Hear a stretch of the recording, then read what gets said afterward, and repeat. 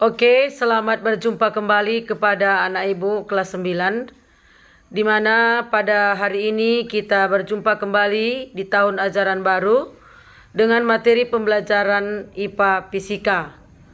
Gimana kabarmu nakku, sehat kan? Ibu berharap kalian semua dalam keadaan sehat, terutama dalam tahun ajaran baru ini. Kita masih belum bisa tatap muka nakku, kita masih daring ya. Oke anak ibu, pertemuan kita pada pagi hari ini pada saat ini yaitu mengenai listrik statis ya, listrik statis ya nak ya. Nah, jadi coba kamu perhatikan listrik statis, tujuan pembelajaran untuk listrik statis yaitu satu, memberi contoh gejala kelistrikan yang terjadi dalam kehidupan kita sehari-hari. Yang kedua, mengidentifikasikan jenis-jenis muatan listrik. Yang ketiga, menjelaskan interaksi dan muatan listrik. Kemudian yang keempat, menjelaskan fungsi dan prinsip kerja elektroskop. Yang kelima, menjelaskan faktor yang mempengaruhi besarnya gaya Coulomb dan muatan listrik, dua muatan listrik. Yang keenam, menghitung besarnya gaya Coulomb dua muatan listrik tersebut. Nah, sekarang kita lihat ya. Kalau kita lihat percobaan yang ada pada gambar, di sini kita bisa lihat yaitu gejala-gejala yang dapat menimbulkan muatan listrik. Nah, misalnya dengan alat dan bahan mica cover, kertas yang digunting spiral. Di mana bisa kita lihat langkah ataupun cara kerjanya. Gosokkan mica pada kulit atau bajumu satu arah beberapa kali. Kemudian kamu dekatkan pada kertas spiral. Amati apa yang terjadi. Ini nanti bisa kamu amati apa yang terjadi. Apakah nanti kertas itu bisa tertarik ataupun terangkat ya anakku ya. Nah, sekarang muatan listrik. Nah, sebelum kita lebih lanjut mempelajari muatan listrik, kita harus tahu apa itu listrik statis ya nak ya. Di mana listrik statis itu dapat terjadi akibat adanya interaksi antara muatan listrik.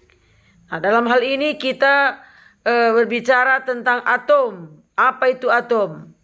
Di mana atom adalah bagian terkecil dari suatu benda yang tidak dapat dibagi-bagi lagi. Contohnya bisa kamu lihat pada gambar. Itu ada contoh sebuah atom helium, di mana 2 proton, 2 elektron, dan 2 neutron. Jadi dalam hal ini bisa kamu lihat muatan inti. Ya, muatan inti yang berada di dalam ini, di dalam inti itu terdiri atas proton dan neutron. Kemudian yang terdapat pada kulit atom itulah dikatakan elektron. Jadi inti atom itu terdiri atas proton dan neutron, dan elektron yang beredar mengelilingi inti atom. Ini harus kamu ingat ya anakku ya. Yang bisa berpindah hanya elektron ya. Yang bisa berpindah hanya elektron. Oke. Nah, gejala listrik statis bisa kita lihat dalam kehidupan sehari-hari. Misalnya ini sebuah balon yang digosokkan, ke rambut ya. Balon yang digosokkan ke rambut. Kemudian mistar ya. Mistar yang menggosok rambut bisa juga nakku ya. Kemudian bisa juga ini petir. Petir. Nah, kemudian bisa juga kita lihat. Masih contoh ini nakku ya. Penggaris plastik dengan kain wol. Penggaris plastik dengan kain wol. Bisa kamu lihat ya anakku ya. Ini cara memberi muatan listrik pada benda. Cara memberi muatan listrik pada benda bisa kamu lihat. Di mana penggaris plastik yang digosok dengan kain wol, maka penggaris plastik akan menjadi bermuatan listrik negatif. Karena elektron kain wol pindah ke penggaris plastik ya. Jadi penggaris plastik dengan kain wol.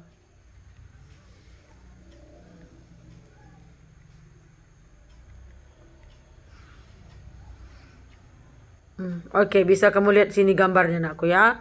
Di mana ini kaca dengan kain wol.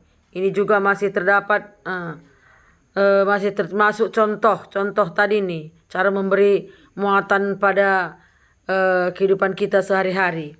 Jadi kalau misalnya kaca yang digosok dengan kain sutra, maka kaca akan menjadi bermuatan listrik positif karena elektron kaca pindah ke kain sutra. Nah, ini kaca didekatkan atau digosokkan dengan kain sutra, maka kaca akan bermuatan listrik positif ya anakku ya. Oke, ini juga interaksi antara dua muatan listrik sejenis. Nah, ini kaca dengan kaca, berarti sejenis dia, maka interaksinya akan terjadi gaya tolak menolak ya. Kalau kaca dengan kaca itu gaya tolak karena dia sejenis.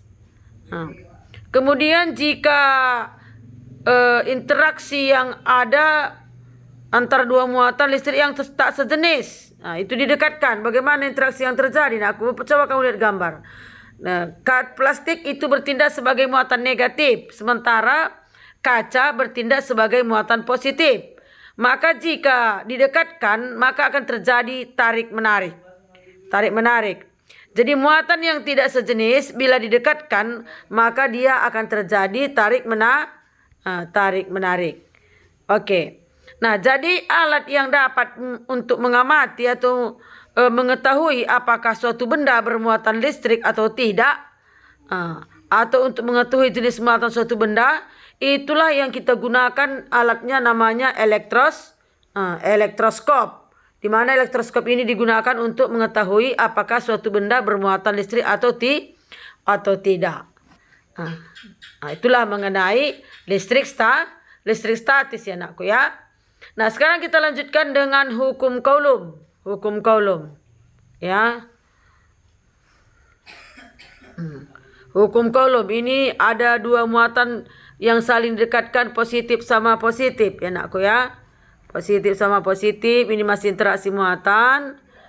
Kemudian coba kamu perhatikan. Positif dengan jarak R dengan gaya tolak menolak.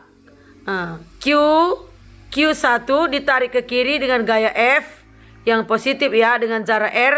Kemudian Q2 ditarik dengan gaya F, sehingga dia menjadi saling menjauh karena muatannya sejenis. Sementara gambar yang kedua, ini gambar yang kedua, ini muatan positif. Nah, aku ya, ini muatan positif. Sementara yang kanan adalah muatan negatif. Berarti tidak sejenis. Nah, muatan positif ditarik ke kanan, muatan negatif ditarik ke kiri, sehingga mereka saling tarik-menarik dengan jarak R. Nah, jadi jika muatan yang tidak sejenis saling didekatkan, dia akan tarik-menarik, dan jika sejenis maka dia akan tolak-menolak ya. Oke. Nah, jadi kita lihat bagaimana bunyi hukum Coulomb-nya anakku ya. Jadi bunyi hukum Coulomb, besarnya gaya tarik-menarik atau tolak-menolak antara muatan sebanding dengan besarnya muatan masing-masing dan berbanding terbalik dengan kuadrat jarak antar kedua muatan. Atau dengan rumus F sama dengan K Q1 Q2 per R kuadrat. Inilah rumus hukum Coulomb. Ulangi sekali lagi. F sama dengan K Q1 Q2 per R kuadrat. Di mana F adalah gaya Coulomb dengan satuan Newton, Q adalah muatan Coulomb, kemudian R adalah jarak dengan satuan meter, kemudian K tetapan dengan besarnya 9 kali 10 pangkat 9 Newton meter kuadrat per Coulomb kuadrat. Nah, di sini bisa kita ambil satu contoh soal mengenai hukum Coulomb. Ya anakku ya, kita pelajari bersama ya. Dua buah muatan masing-masing Q1 6 mikrocoulomb dan Q2 12 mikrocoulomb terpisah sejauh 30 cm. Tentukanlah besar gaya yang terjadi antara dua buah muatan tersebut. Gunakan tetapan K tadi 9 kali 10 pangkat 9 Newton meter kuadrat per Coulomb kuadrat dalam satuan standar. Nah, sekarang kita lihat. untuk diketahui. Karena dalam fisika ada 3, itu yang harus kita perhatikan, diketahui, ditanya, dan jawab. Diketahui tadi Q1 6 mikrokulum. Jadi kita masukkan ke dalam kolom, yaitu menjadi 6 kali 10 pangkat negatif 6 kolom. Q2 12 mikrokolom sama dengan 12 kali 10 pangkat negatif 6 kolom. R 30 cm, masukkan ke meter nakku ya. 0,3 atau 3 kali 10 pangkat negatif 1 meter. K 9 kali 10 pangkat 9 Newton meter kuadrat per kolom kuadrat. Ditanyakan F. Maka F sama dengan K Q1 Q2 per R kuadrat. F sama dengan 10 pangkat 9, 10 pangkat negatif 6 kali 10 pangkat negatif 6 per 3 kali 10 pangkat negatif 1 kuadrat. Maka hasilnya 72 kali 10 pangkat negatif 1 per 10 pangkat negatif 2. Atau hasilnya sama dengan 7,2 Newton. Oke anak ibu, sampai sekian ya yang ibu sampaikan. Jadi semua kamu belajar di rumah dan pelajari contoh soal itu. Sekian dan terima kasih.